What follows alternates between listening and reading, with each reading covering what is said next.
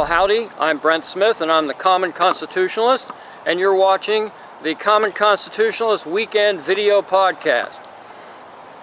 Today we've got two topics, one main topic, one secondary topic. The main topic is apologizing to illegal aliens for separation of families. Yes, California wants the Trump administration, the government, to apologize for separating children from their families, the illegals. And the secondary is going to be a federal judge asked citizens to take a knee. Yep, she did. So we're going to talk about those two topics today on the Common Constitutionalist Weekend Video Podcast. Welcome to it.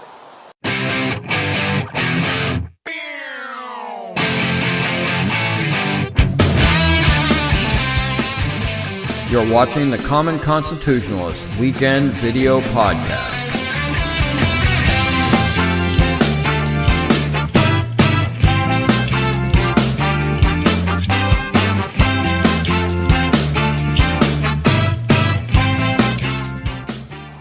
Okay, welcome back. Thanks for joining me. So let's talk about another example of Democrat symbolism over substance. When was the last time you've heard a Democrat say anything about substantive? I frankly can't recall the last time a Democrat talked about anything substantive. It's all just virtue signaling, identity politics, nonsense. It just there's no substance to it.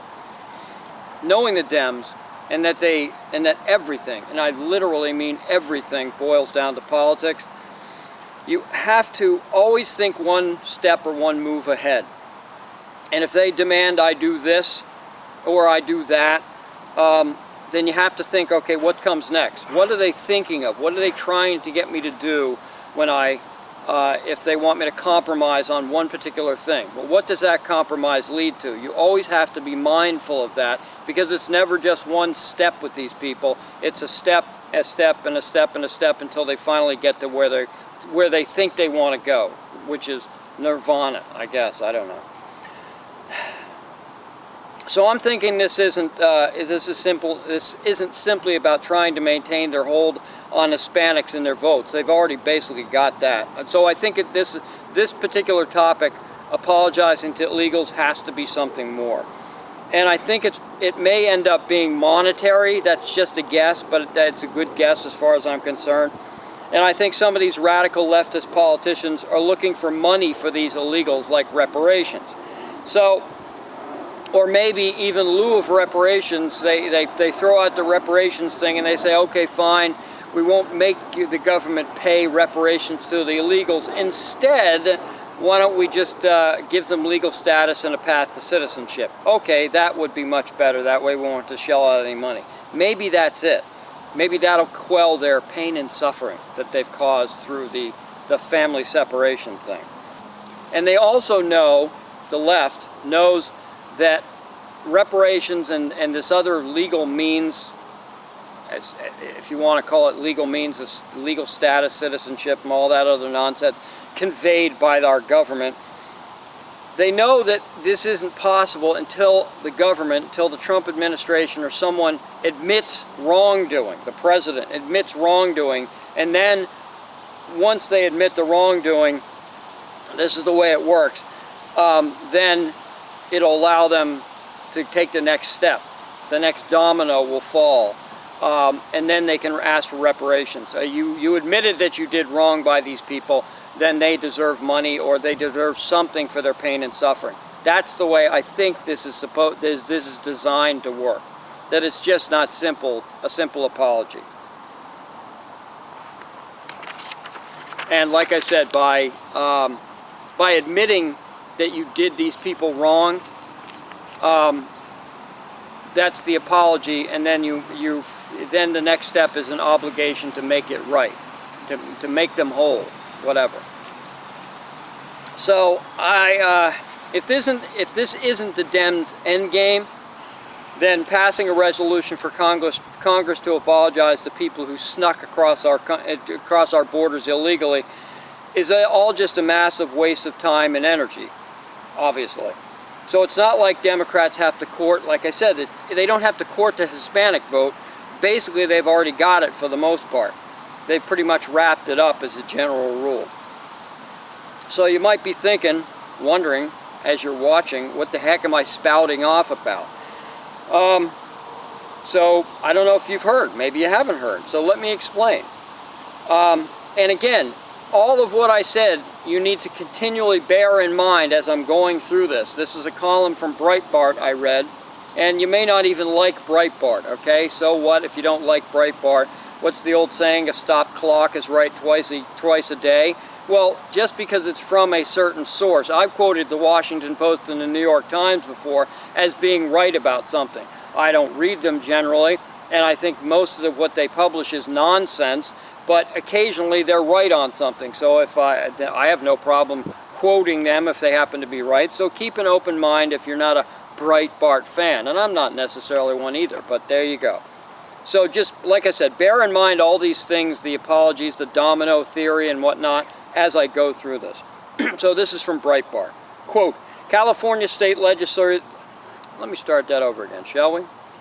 Quote, California state legislators passed a resolution Thursday, that was Thursday, I think it was the 16th of August, calling on Congress to formalize and to formally apologize and for President Donald Trump to join them in acknowledging wrongdoing in separating illegal alien family units at the border, unquote.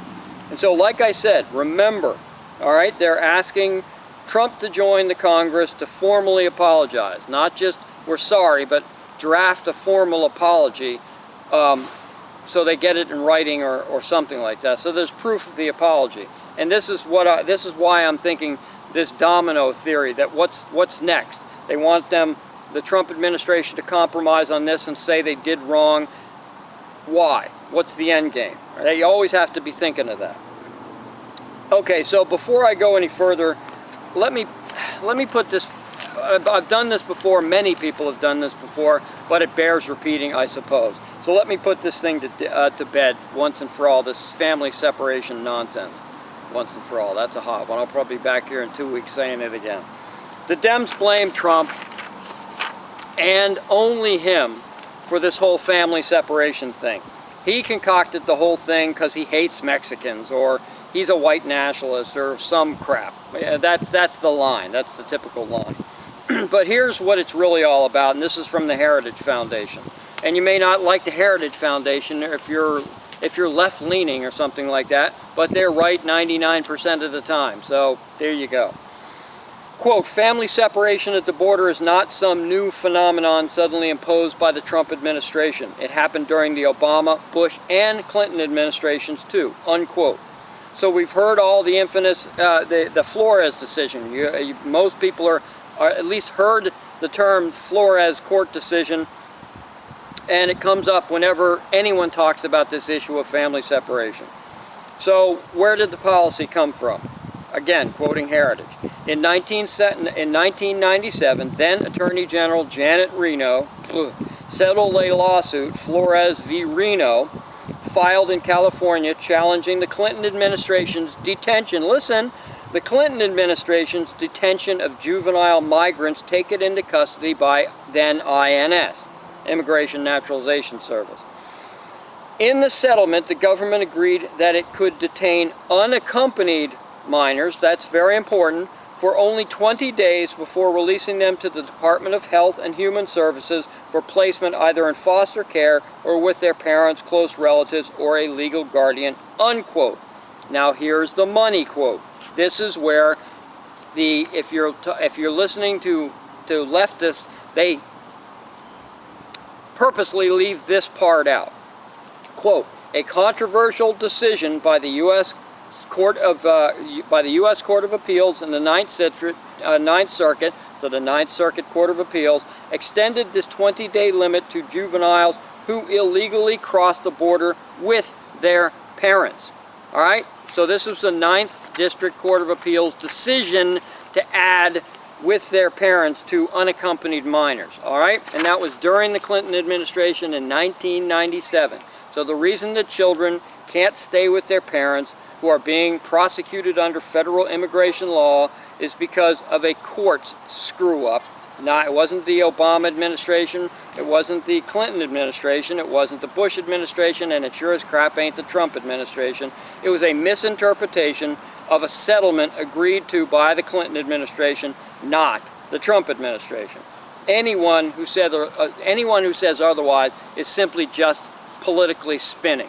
That's it. So we're going to take a real quick break, and we'll be right back. I'll get back to the story, basically, since that whole digression thing. Be right back.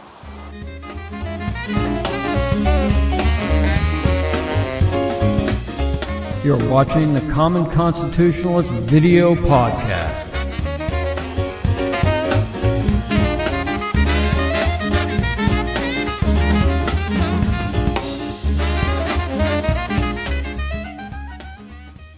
All right, I'm back.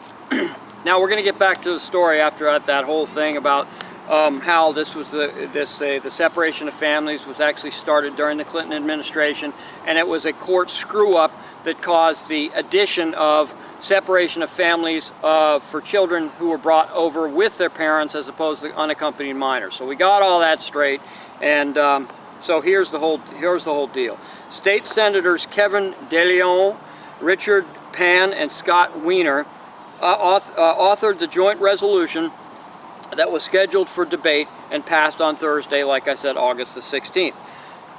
KPBS reported just 3 legislators opposed, Joel Anderson, Mike Morrill, and Jim Nielsen, while 29 approved and 8 didn't vote for whatever reason. Okay, time for some more digression right off of the bat. You may have heard of this Kevin DeLeon guy. And I don't know, it's De Leon or whatever the heck, but I think that's the pronunciation. He's the more radical leftist that's running against California senior Senator Dianne Feinstein, because evidently she's not radically leftist enough. So there you go. That's the guy, all right? So, interestingly enough, and we've heard this before, and I'll get it into a second, his real name is just Kevin Leon. That's what his name is. It could be Leon or it could be Kevin Leon. I think his mother and father are from Mexico and Guatemala, respectively, or something like that. I don't know what it is. So his real name is, I'm just going to call him Kevin Leon.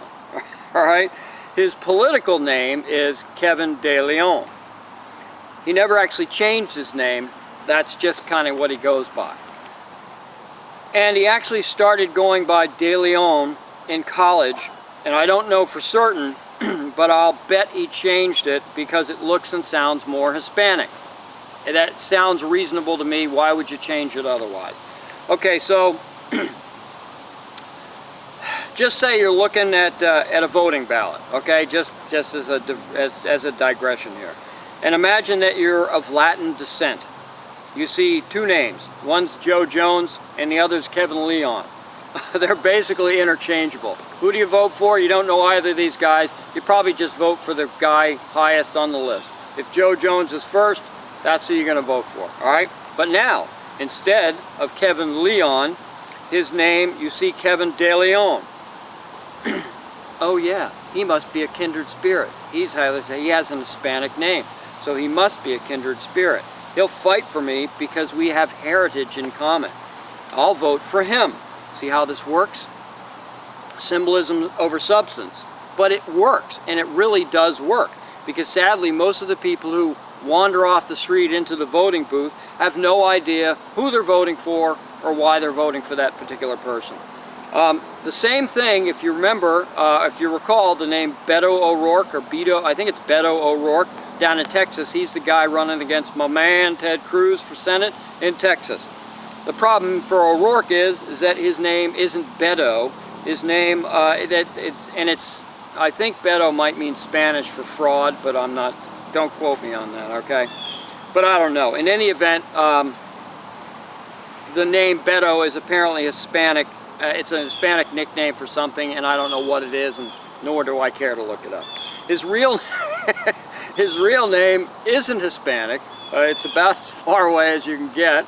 His real name is Robert Francis O'Rourke but that hardly rings with the Latin flair that you kind of need in Texas, right? And so everybody knows Ted Cruz is Hispanic, all right? So Beto Robert Francis O'Rourke. It sounds like a character in one of those 40s movies starring Jimmy Stewart as Father Robert Francis O'Rourke, who runs Boys Town in Brooklyn or something. That's what it sounds like to me, Robert Francis O'Rourke. It sounds like a priest that runs a Boys Town home or something. I don't know what it is. But anyway, I thought that was humorous. But my point is it's all about identity politics, virtue signaling, and symbolism for all the Dems. And it's always apparent. Apparently, it's in a name. That's what it is. If you got the right name, people are going to vote for you because most of the time, people are unencumbered by the facts, unencumbered by any kind of independent research. Matter of fact, I ran for city alderman just once a while back, several years ago. Nobody knew me from Adam, or very few people knew me from Adam, but I got 500 votes. I lost, but I still got 500 votes, and it's because Brent Smith is a fairly innocuous name. So I have a harmless name, vote for me. So I got 500 votes from 498 anonymous people. I don't know. Maybe I knew a couple, I have no idea.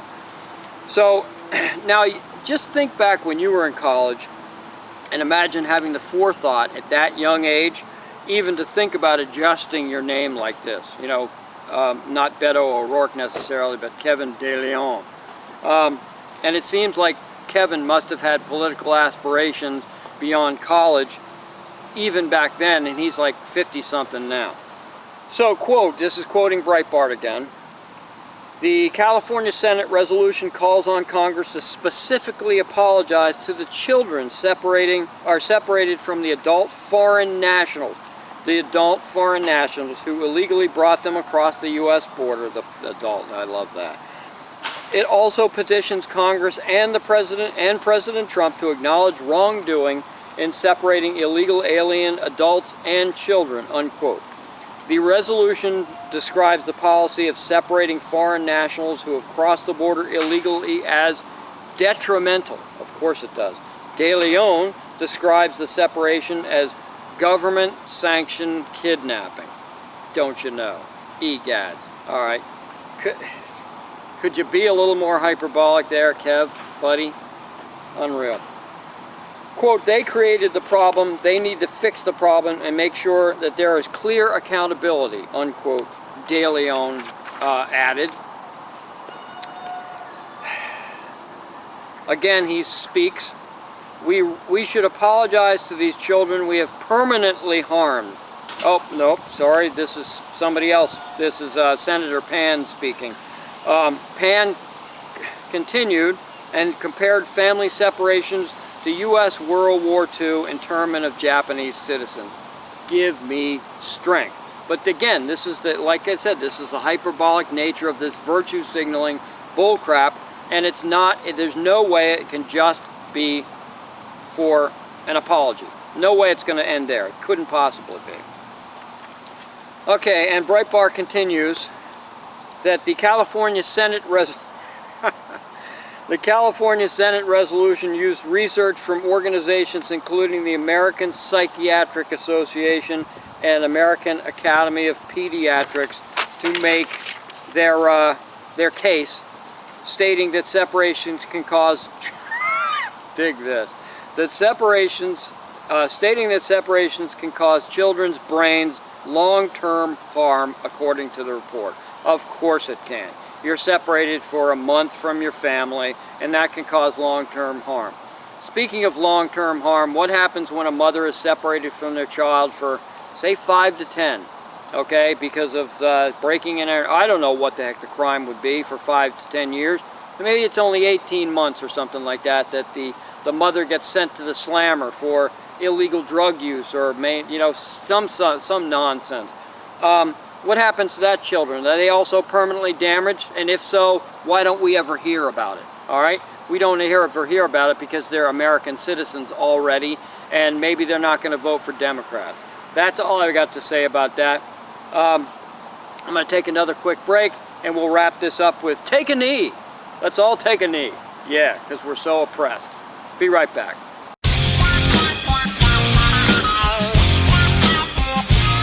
You're watching the Common Constitutionalist video podcast. Yeah, baby!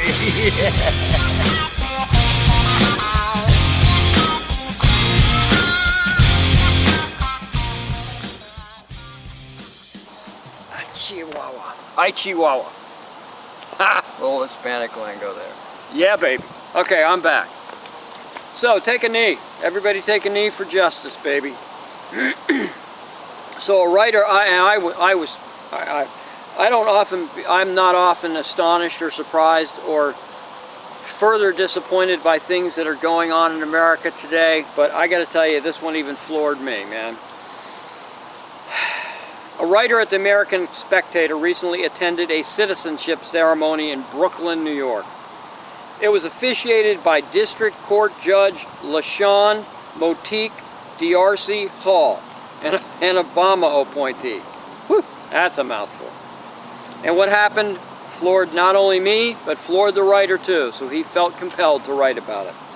First, he writes, well, I'm kind of describing the way things went down. It wasn't a long article, but long enough. I didn't think I had time to go through the whole thing. So first, friends and family were not allowed to be in the same, you've seen video on television or whatever of citizenship ceremonies and the people taking the oath, the illegal alien, the immigrants that are soon going to be citizens are all in the front. The judge is administering the oath, they're repeating it, and then the families and friends are all behind watching with bated breath and with pride in their hearts and their minds, right? And which is the way it should be. But first, friends and families weren't allowed to be in the same room as the soon-to-be citizens. That's strike number one. And they had to watch from a crappy old monitor like 3 flights above them in a really hot room. With no sound on the monitor, so you couldn't even hear what they were saying. So because the monitor was so crappy, you could barely see what was going on in there. And then they had the sound turned down purposely because it was ordered to be so you couldn't even hear them repeating the oath. Isn't that wonderful? So George Newmeyer, the writer at the American Spectator, he was the one invited to the ceremony by friends who were soon to be citizens. Wasn't satisfied, so he went downstairs. And he stood just outside the room that the citizenship oath was being administered. And that's when he heard through the closed doors, the judge going off on a leftist rant. Judge LaShawn Motique DRC Hall. What a name. Okay. Whatever.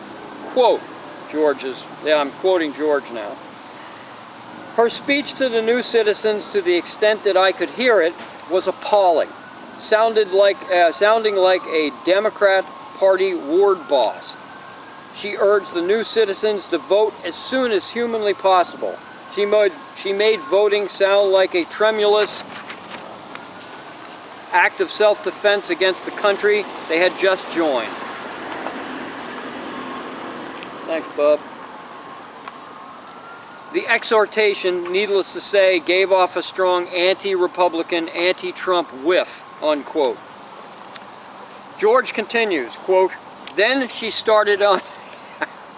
I still can't believe this. Then she started in on some ludicrous riff about the First Amendment, listen to this, encouraging the new Americans to exercise the right as robustly as possible, including by taking a knee. Taking a knee? This is a federal district court judge asking new citizens to protest by taking a knee. Right off, that's the first thing they're supposed to do, okay, is vote for Democrats and take a knee. I guess that's what they're supposed to do. He continues, writes, quote, so we have a federal judge who just turned a room full of foreigners into American citizens, and her first piece of advice to them is boycott the American flag you have just been handed, because if you've ever seen these ceremonies, what they do is they take the oath and then they hand them American flags and yay, we're all Americans, right? So you boycott the American flag you have just been handed. It was depressing and infuriating as hell, unquote. Well, welcome new American citizens, and apparently according to Judge, the hell's her name again? LaShawn Motique DRC Hall, your country sucks. I'm just so damn disappointed, and it's such a tragedy that the first thing that these people experience is a leftist judge ranting about how pitiful and how bad America is and how we've wronged so many people. Welcome to it, new American citizens. Your country stinks, and yay for you. Maybe you made the wrong dang decision. I don't know. So on that happy note, I am done. I'm so utterly disappointed sometimes, and judges have been impeached for a lot less than this, I'll tell you, but don't hold your breath. So this is Brent Smith. I'm the Common Constitutionalist. This is the Common Constitutionalist Weekend Video Podcast. Hooray, we're done. See you next week.